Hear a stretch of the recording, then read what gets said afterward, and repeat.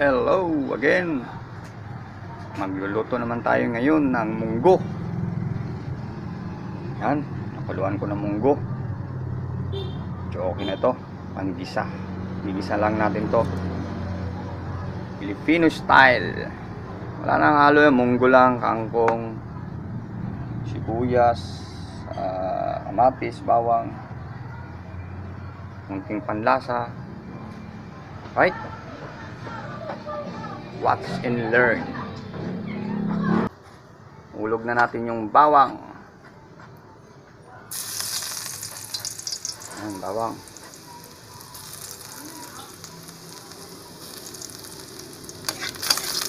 Haluin. Sibuyas.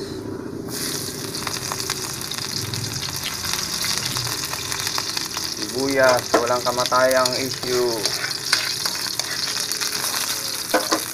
Then kamatis.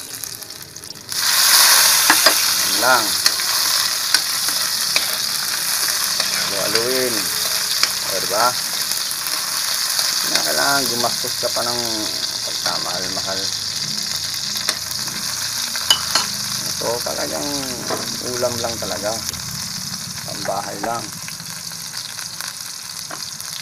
Okay. Hindi pa masyado ano yung munggo. Ang kamatis pala. Yan. Sige na. Iulog na natin yung munggo. Diba? Munggo. Luin.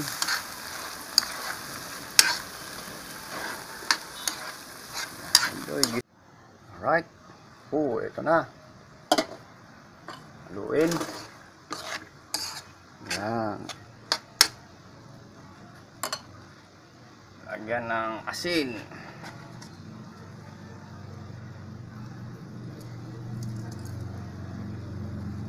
Kanya-kanyang style sa pagluluto ng munggo at saka sahog. Ayan. Lagyan natin ng sabaw.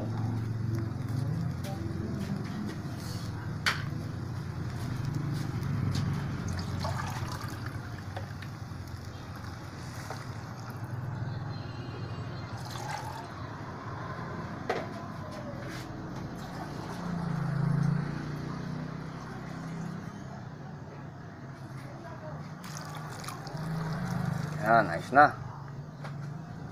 Yung basong sabaw. Takpan uli.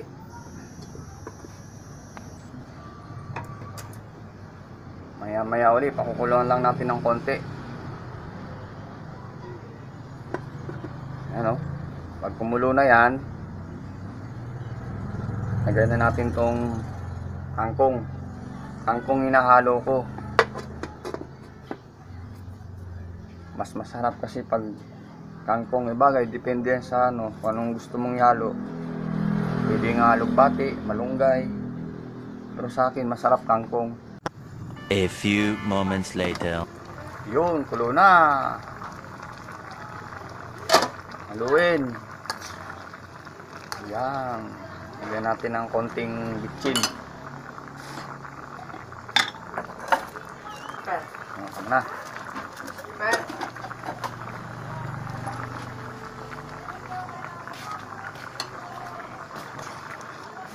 Haluin. Siyempre, tikman.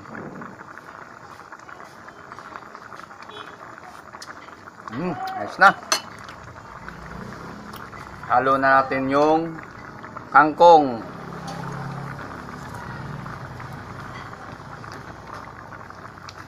Yan. Talaga, pang ulam lang talaga eh. Suwabe ito, masustansya.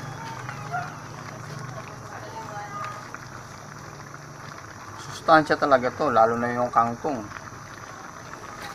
Sabi nila eh high protein daw to eh. Paano masabi? Haluin.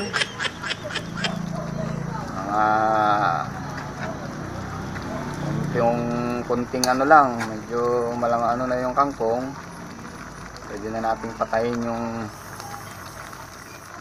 poy. Wag. Ano, takpan natin ng konti. Konti lang, maya anuin na uli natin. Okay, luto na ang munggo. Nice. Haluin na uli natin yung konti. Ayan na yung lasa. Di ba? Simpleng simple. Pero simple pero rock. Right? Yan, luto na ang munggo. Init pa. Ayos.